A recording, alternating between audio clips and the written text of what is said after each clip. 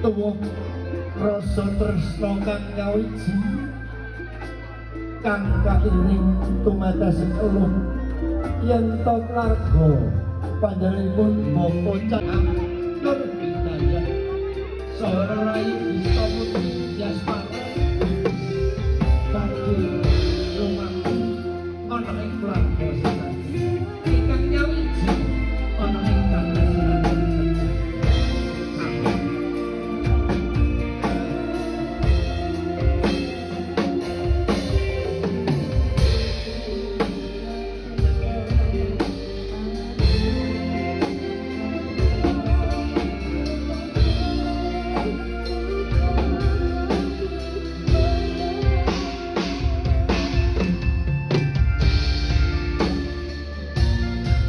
sedaya paturunan saking keluarga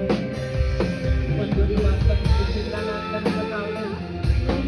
kegiatan